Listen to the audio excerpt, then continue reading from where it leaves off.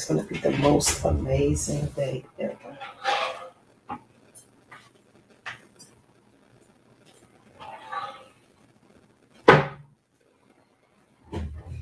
Good morning, good morning, good morning. Good morning, sunshine. Your girl is listen, the struggle is real this morning. But we are here, nevertheless, and we are ready for the day. So, good morning. I can see clearly now. Good morning, Joshua. Hope you guys are ready to get this morning started. Let's do the introduction. Please make sure you share the show because sharing is caring. If your friends and family don't have Facebook, send them over to YouTube channel. They can binge watch all the Phyllis Morning shows over there and subscribe. Don't forget, we have the podcast, we have the books, we have the movie, we have all the things. Okay. I hope you've been enjoying the shows this week and last week. The whole month of January and February. We've been talking about some things. Oh, I almost went off and forgot that. I cannot forget that. I can't forget that. So good morning. So today, y'all, I want to talk about in between time. In between time. Okay. And what that in between time looks like. And since the day is Friday, I want to answer any questions that anybody has about what we've talked about in the past week. Would y'all like a Q&A, like maybe on a Saturday? Because at one point we were doing the Saturday editions, but we didn't have much participation, so I stopped doing that.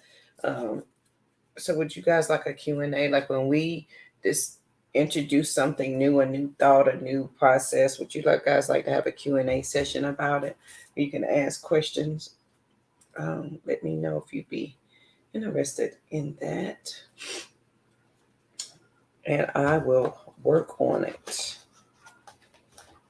So yesterday our quote was, shaming yourself into changing isn't the same as healing. And that's true. And that's still true. So today, when we're talking about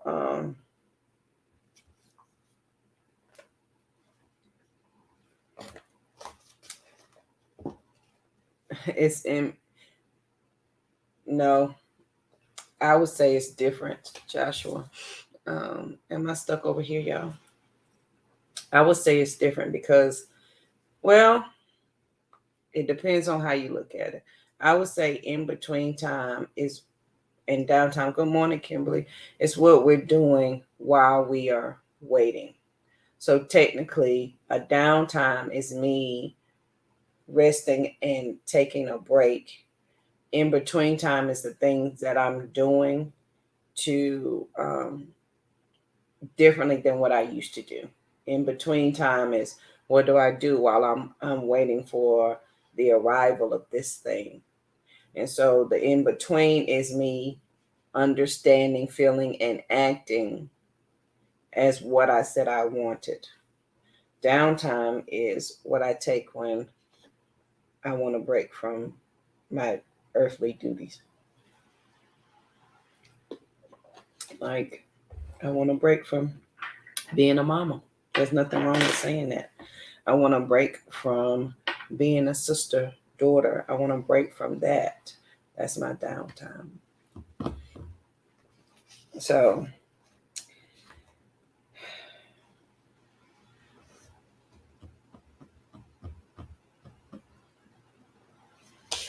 on this great day, that in between time, I was reading a quote here, and I was trying to decide if I wanted to share it. I'll share a piece of it.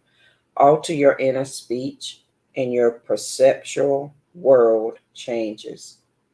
When we talked about state of mind and all of that, when I alter my inner speech, my world changes. When my inner speech and desire are in conflict, my inner speech wins.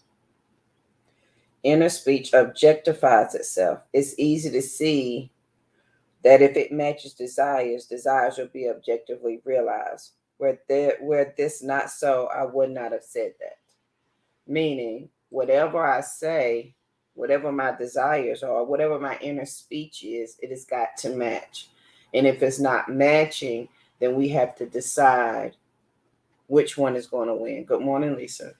So we've talked about the I am statement. We've talked about the growth. We talked about the grasshopper, the giant.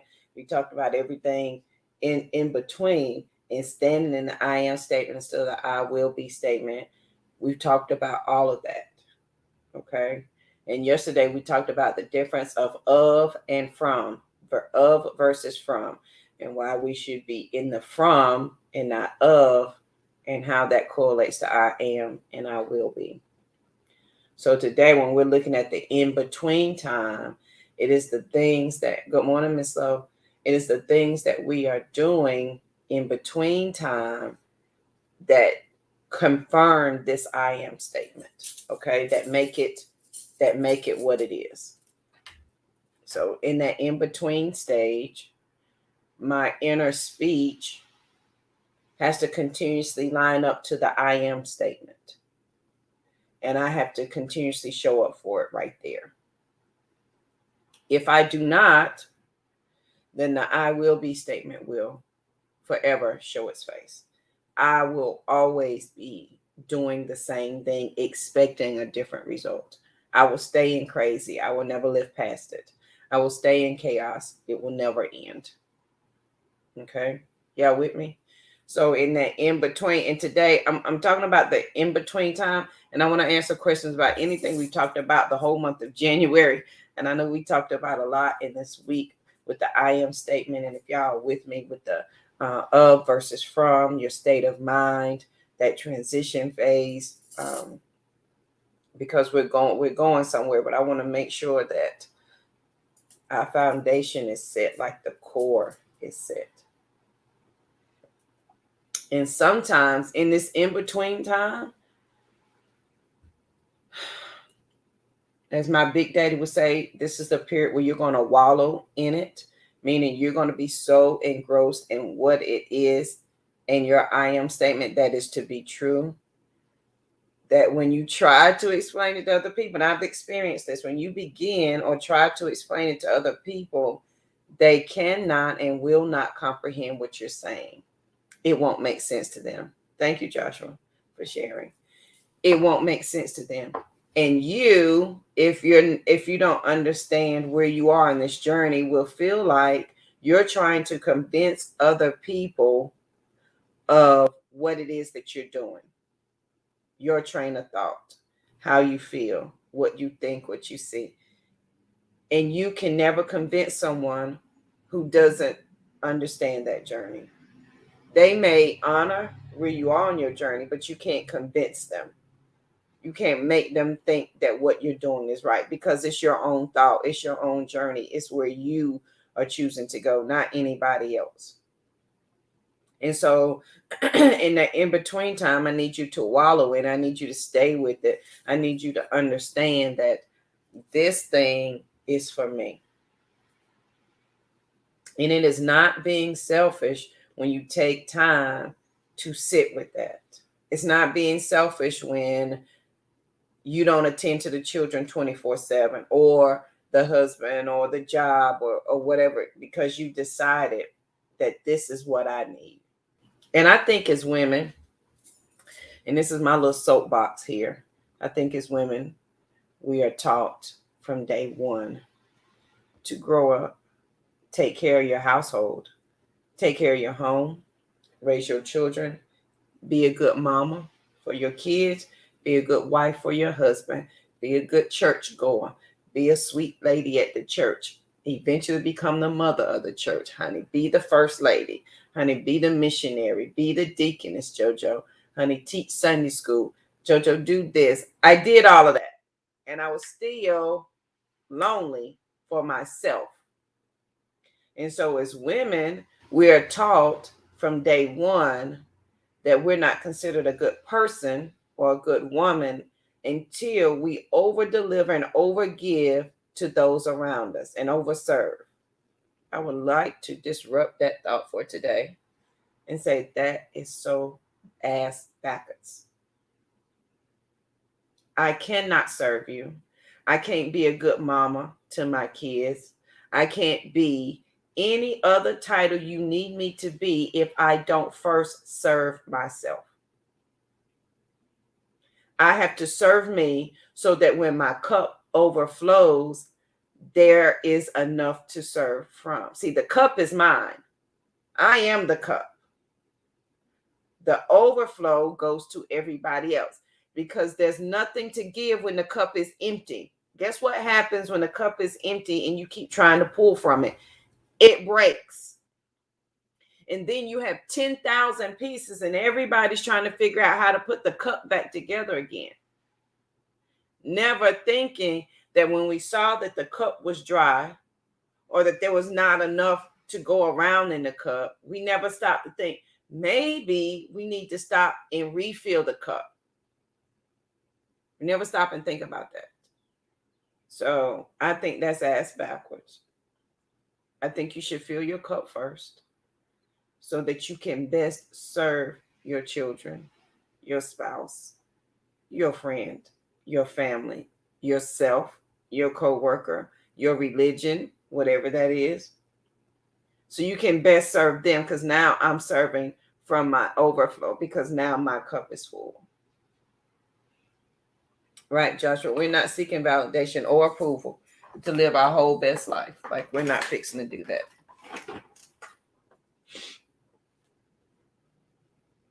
So in between time, because I understand my I am statement, I also understand that I've got to serve me. I've got to take care of JoJo. I can't take care of you when the cup is broken. Because when the cup is broken and it's 10,000 pieces and you pick up a piece to serve somebody, this is all I got left of me, but I'm going to give it to you. You cut them because you're not healed yourself. You're not well. You have nothing to give them. Your grandpa always ever say you're going to try to get blood out of a turnip. It ain't fixing to happen. No matter how tight you squeeze, no matter how hard you go, eventually you will break. Been there and done that twice in the hospital. It landed my ass in the hospital. Y'all know that already. So in between time, serve yourself. In between time, come to the understanding of that I am statement. In the meantime, start from where? Start from that feeling. I am healthy. I am wealthy. And you think from that spot. Since I am already healthy, because it's an I am statement is so, this is how I act. Since I'm already wealthy because it was an I am statement, this is how I act. Since I am healed, I am whole, and it is so, and this is how I respond. I don't respond from a place of one day I will be this. No, because I understand the I am statement. So in that in-between time, I need you to service you. I need you to make sure your cup is full. As Oprah says, somebody says you're full of yourself, tell them thank you. That means you have some in the overflow to give to other people. But our religion, especially our Black culture, the women culture, will have us to believe, and we're taught from birth, to take care of and give to other people. And you're not a good person unless you do that. And if you don't do it the way they assume you need to do it, then you're a bad mama. You're a bad spouse. You're this. But if we flip it and look at the men, Joshua, you representing the men today. You flip it and you look at the men, they are taught to be self-sufficient, independent. They are taught to take care of themselves first. They are taught to go out, enjoy life, and then settle down. We're taught to get grown and have a family. How does that match? The man is taught to go out, enjoy life, and then settle down. And the woman is taught to go out, get a husband, and start a family. that don't match when we have two different mindsets. That's just my little soapbox. So in the in between time, right, you need to serve yourself. In between time lives when you have more questions than answers. That's when you practice your affirmations, your understanding. That's where your focus is on. This is where I'm going. I am this. This is where I'm operating from right now. A to the man, Joshua. And I don't think we think about that as men and women. I don't like, as a kid, I was given a baby doll. My brothers got chemistry sets, they got bikes, and I was like, I don't want a baby doll. I want a bike like he got. I wanted to be a Max bike, which I got white and black. I wanted to play football, which I did, like every other little boy in the neighborhood. I didn't understand why I had to stay in the house and pretend to have a baby and pretend to feed my baby. I don't want to do that. And I didn't. And I did not. Alter your inner speech and your world changes. Whenever your inner speech and desire are in conflict, your inner speech wins. Whichever one is the strongest is going to win, because inner speech objectifies itself. Your inner speech says, Jojo, this can't be because this is reality, but my desire overrules that. My I am statement overrules that and makes it so. So on this great day, and it's going to be the most amazing day ever. I promise. And I want you to be peaceful, period, because there's nothing, absolutely nothing after that. I want you to understand that in the in-between time lives your whole life. Everything depends on that in-between time. If you cannot stay strong there, it's going to be harder to stay strong anywhere else. So on this great day, in that in-between time, cite your affirmations. Stay in the I am phase of it.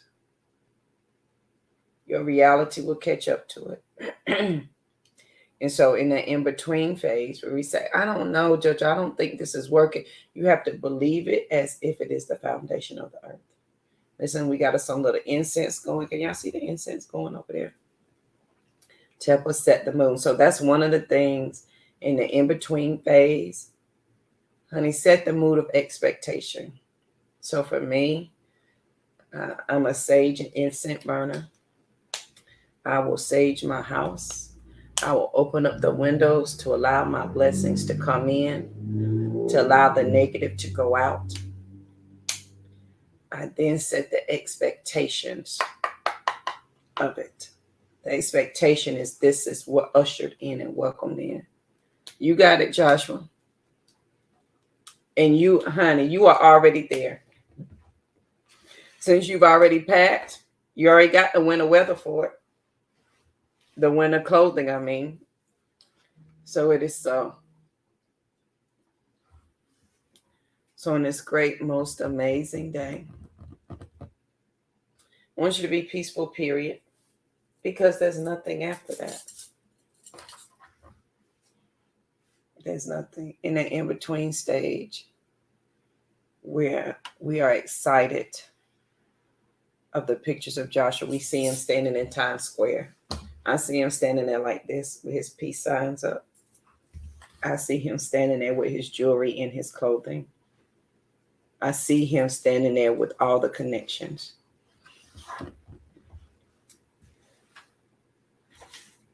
A to the man. So on this great day, I want you to have the most amazing day ever. I want you to be peaceful, period. Listen, and if you have questions that you don't want to ask here, you can send them to me, DM them to me, or private message, whatever they call it on Facebook. Send me a message and ask your question. I'll be more than happy to help if I can.